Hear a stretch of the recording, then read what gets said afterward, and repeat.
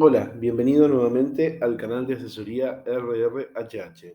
Hoy continuaremos con la parte práctica y nos va a tocar ver el caso de la fábrica de autopartes. Las consignas que hemos diseñado para este caso son analizar las causas de la accidentología laboral, mencionar cuáles pueden ser estas, generar un plan de acción, qué hacemos con los empleados que no cumplen los protocolos, y qué hacemos si el problema es de los mandos medios. Adicionalmente a esto, vamos a ver cómo realizar una carta documento y cuál es la evaluación de desempeño que corresponde para poder medir la accidentología dentro de la empresa. Comencemos. Para análisis de las causas, lo que conviene hacer es un mapeo de riesgo. Cuando hablamos del mapeo de riesgo, este tiene que estar realizado por especialistas en la materia, ¿sí? Normalmente en áreas preventistas, en áreas que nos permitan conocer cuáles son los reales peligros que tenemos dentro de una organización, motivo por el cual la primera etapa de este análisis de las causas va a ser la conformación del equipo de trabajo. ¿Cómo va a estar conformado este equipo? Bueno, vamos a tener a alguien que conozca sobre seguridad industrial, alguien que conozca sobre medicina ocupacional, a un especialista en higiene industrial, en asuntos ambientales y en psicología industrial. Si uno quisiera hacer un mapeo de riesgos completo, ¿sí? Necesitamos contar con todos estos profesionales.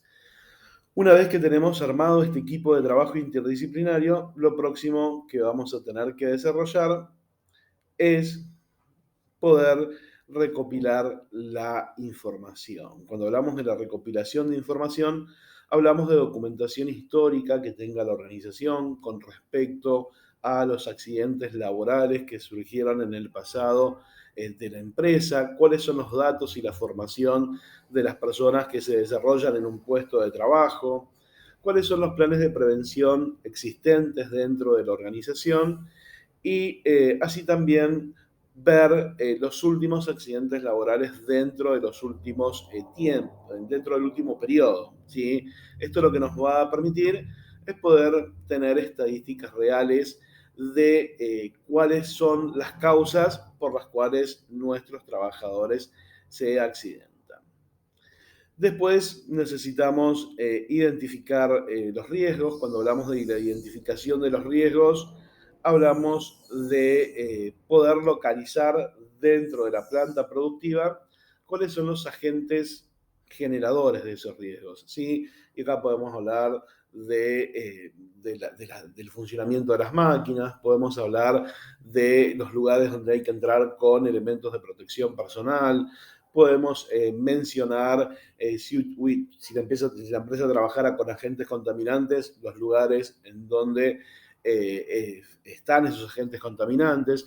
De alguna manera, es diseñar toda la cartelería y poder mostrar en cada una de las áreas cuáles son los riesgos que se corren. Por ejemplo, si es un área donde hay un elevado voltaje, bueno, también poder distinguir que en esa área ¿sí? hay peligro de electrocución. En fin, ¿sí? A la hora de identificar los riesgos es de alguna manera ver los peligros que hay en cada uno de los sectores. Para poder identificar estos riesgos, tenemos distintas herramientas para poder realizarlas, ¿sí? O distintos momentos en los cuales vamos a poder utilizar una u otra técnica, ¿sí? Para poder generar el análisis de las causas. Como técnicas vamos a tener la observación. Cuando hablamos de la observación, hablamos de realizar un recorrido por toda la organización, buscando los riesgos que son más evidentes, que están más a la vista de estos especialistas, de este equipo interdisciplinario que hemos creado y que pueden causar algún tipo de lesión o algún tipo de enfermedad a los trabajadores o daños materiales también adentro de la organización. ¿Sí? A través de este recorrido, uno va evaluando las áreas y va detectando, va haciendo una detección de cuáles son los peligros a los que se enfrentan los trabajadores. ¿sí? En donde existan estos riesgos, vamos a ir tomando nota para después realizar la corrección necesaria. Otra de las herramientas o de las técnicas que podemos utilizar para generar el análisis de las causas y este mapeo de riesgos son encuestas, ¿sí? No hay nadie mejor que un trabajador para conocer las vicisitudes de su puesto de trabajo. Motivo por el cual a través de la encuesta uno va a recopilar información de los trabajadores con respecto a los riesgos laborales y por lo tanto va a poder entender también o ver o conocer cuáles son las condiciones de trabajo que se generaron desde el área de recursos humanos. Después tenemos las listas de verificaciones. Cuando hablamos de la lista de verificación es como un checklist, ¿sí? En donde podamos determinar si las instalaciones son seguras, si las máquinas tienen tienen tienen el mantenimiento al día, ¿sí? Absolutamente, si los trabajadores tienen los elementos de protección personal, bueno, absolutamente en este checklist uno puede ir tildando rápidamente las opciones o el cumplimiento que la empresa le dé a la legislación laboral vigente en lo que refiere a la seguridad e higiene ocupacional. Y por último, tenemos que poder determinar cuál es el índice de peligrosidad. ¿Sí? De alguna manera, después de observar, después de encuestar y después de hacer la lista de verificaciones, vamos a poder tener jerarquizados los riesgos que hayamos identificado y de esta manera vamos a tener el orden de prioridades en cuanto a las correcciones. ¿Sí? Así que es sumamente importante poder tener este índice de peligrosidad y poder hacer una jerarquización o un detalle de los principales incidentes y accidentes que tengamos con respecto a la seguridad y higiene. Esto es con respecto a las causas, ¿sí? Cuando hablamos de las principales causas, vamos a estar hablando principalmente de 4 grandes bloques que después se van a derivar en distintas causas, ¿sí? En subcausas. Uno puede hablar como causa generar actos inseguros, condiciones inseguras, causas personales o del medio ambiente. Y ahora vamos a desarrollar cada una de ellas. Cuando hablamos de acto inseguro, hablamos de una violación a un procedimiento que se consideraba seguro, es decir, a una negligencia que la persona produce, ¿sí? Siendo este el mayor factor de accidentes laborales. ¿Sí? Alguien que salta el protocolo, que pasa el protocolo y tiene un accidente. Dentro de los actos inseguros podemos mencionar como ejemplos distraer o molestar a otras personas que están realizando su trabajo, hacer trabajos de mantenimiento con máquinas en marchas, realizar operaciones sin estar autorizados, no utilizar los equipos de seguridad, no trabajar a la velocidad adecuada, emplear equipos inseguros, ¿sí? De alguna manera tienen que ver con saltarse el protocolo y tienen que ver con las personas que realizan sus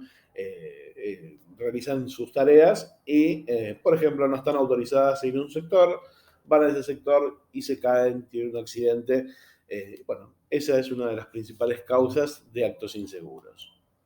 Después tenemos las condiciones inseguras. Cuando hablamos de la condición insegura, ya hacemos más referencia a la organización en sí, ¿sí? Cuando hablamos de condiciones inseguras, hablamos de aquella condición que forma parte o que está directamente ligado al accidente y que podría haber sido evitado o protegido, ¿sí? Cuando hablamos de estos actos inseguros, podemos hablar de que las condiciones ambientales no están acordes a lo que el puesto de trabajo necesita, cuando la ventilación es defectuosa, cuando la empresa no otorga protección personal, cuando la iluminación es inadecuada, cuando las instalaciones están mal concebidas o mal construidas, o cuando los equipos de trabajo, las máquinas o las herramientas tienen algún tipo de defecto, ¿sí? La condición insegura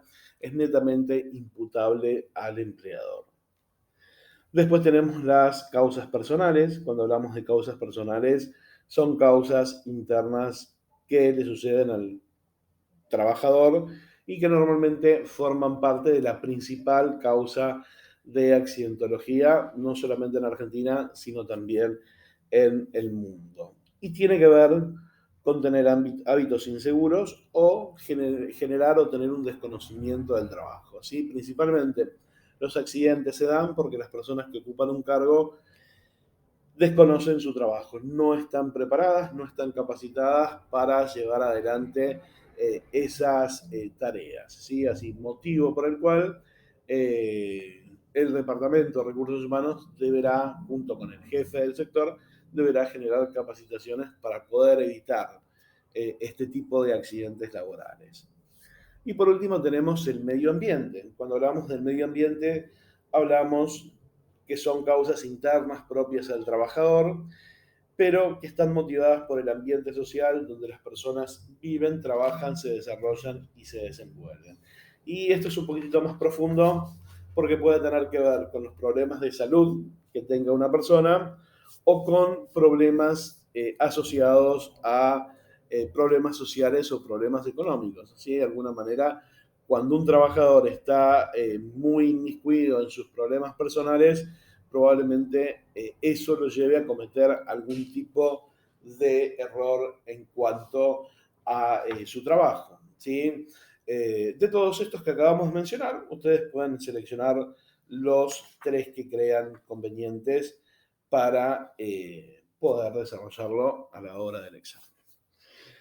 Bien, continuando, una vez que uno menciona las causas, tiene que pensar de qué manera va a abordar de forma integral, cuál va a ser la forma integral de, de solucionar, ¿sí? Estos problemas que surgen en cuanto a la seguridad y la higiene ocupacional.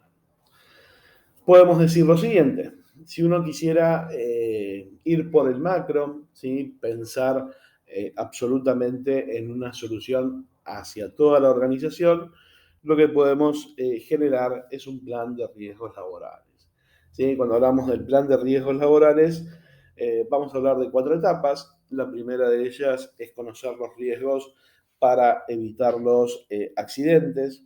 De alguna manera, el conocer los riesgos permite que el responsable de la empresa pueda conseguir una mejora y pueda optimizar el entorno laboral. ¿Sí? De alguna manera, pensar en la prevención o mostrarle a el responsable de una organización que debe pensar en la prevención es de alguna manera optimizar costos. ¿Sí? Entonces, motivo por el cual a veces las empresas tienen que invertir para ganar en el largo plazo. En el caso de los planes de seguridad e higiene, la empresa probablemente deba generar una inversión y deba corregir esos errores que le están generando un porcentaje tan alto de accidentología. ¿Sí? Entonces, mostrarle en la primera etapa a el director, el responsable de la empresa o el dueño, cuáles son las actividades que no son seguras y cuál es la inversión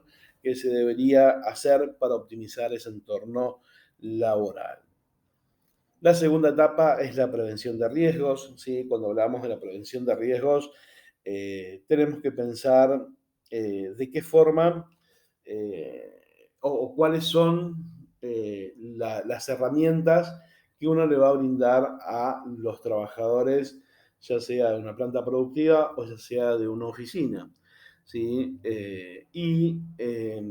Hablamos del diseño de las instalaciones, de cómo tiene que ser la climatización, la iluminación, cuál es el acondicionamiento acústico necesario. ¿Sí? De alguna manera permite esta segunda etapa poder pensar en cuáles son las condiciones ambientales correctas que debe tener una planta productiva y por supuesto también cuáles son los requisitos mínimos que hay que tener en materia de seguridad e higiene. No solo esto, sino también ver cuál es el equipamiento necesario, ergonómico, para que las personas no solo no se accidenten, sino también no sufran algún tipo de enfermedad profesional, como cuáles son las sillas, las mesas de trabajo, los equipos informáticos, en fin, ¿sí? Todo lo que tenga que ver con el equipamiento. Bien, después tenemos que organizar las tareas, ¿sí? Producto del Departamento de Recursos Humanos es quien tiene que de alguna manera balancear la desmotivación y el estrés de los trabajadores, generando puestos atractivos, puestos que permitan el desarrollo y el crecimiento de un trabajador y de alguna manera generar la satisfacción del pertenecer a una compañía. Y después también le pertenece al Departamento de Recursos Humanos generar programas de formación, ¿sí? Que permitan que los trabajadores puedan tener mayores competencias, mayor desarrollo de competencias, mayor conocimiento de la tarea y por supuesto también tener toda la información con respecto a hábitos de trabajo seguros. También es necesario que se tenga dentro de la organización, dentro de este plan de riesgos, estadísticas de la siniestralidad para poder ver en dónde es necesario generar correcciones, ¿sí? Si uno tiene absolutamente todo el historial accidentológico de la compañía, podemos ver cuáles son las situaciones que produjeron los accidentes y por lo tanto podemos generar una corrección. Siempre a la hora de analizar estas estadísticas tenemos que tener en cuenta 6 factores. Primero, la frecuencia. Cuando hablamos de la frecuencia, hablamos del número de accidentes que han ocurrido en un tiempo determinado de trabajo. ¿Sí? Este indicador nos va a permitir conocer la cantidad de accidentes, la gravedad del siniestro. Se calcula tomando como referencia las jornadas de trabajo perdidas a causa de los accidentes ocurridas. ¿Sí? La gravedad es cuánto tiempo estuvo el trabajador ausente en su puesto de trabajo. Cuando hablamos de la duración media, indica el tiempo de baja promedio que han causado los accidentes. A nivel macro, sacamos un promedio. Y además de esto, tenemos que ver cuáles son la relación entre accidentes y enfermedades profesionales, ¿sí? Cuántos trabajadores quedaron incapacitados, cuántos trabajadores tienen algún tipo de riesgo de vida o de incapacidad temporal o permanente, ¿sí? Así que tenemos que poder analizar la relación entre accidentes y entre enfermedades profesionales y tenemos que poder llevar un registro de accidentes, ¿sí? En donde tiene que estar de qué forma se accidentó la persona, cuál es el agente material que generó el accidente de trabajo, cuál es la naturaleza de la lesión y cuál es su ubicación, ¿sí? Esto nos va a permitir poder tener una matriz de riesgo. Cuando hablamos de la matriz de riesgo, hablamos de la probabilidad, por un lado, y del tipo de accidente que puede tener una persona.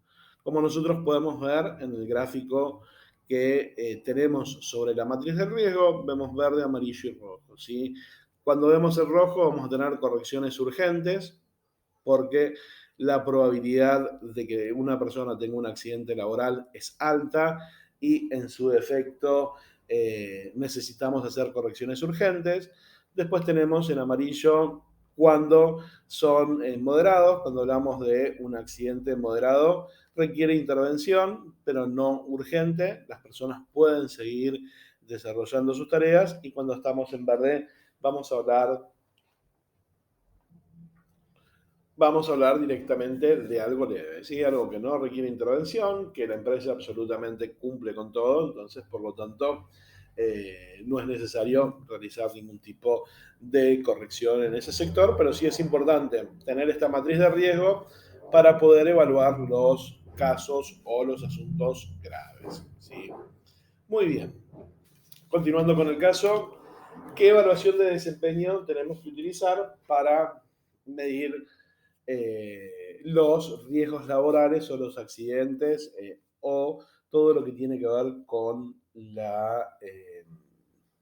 todo lo que tiene que ver con la accidentología? Bien, conviene utilizar la evaluación de desempeño basada en el pasado que conocemos como registro de incidentes críticos. ¿Sí? El registro de incidentes críticos es una evaluación de desempeño que sirve para registrar los incidentes específicos de un trabajador, ya sean positivos o negativos, en función del desempeño de este trabajador.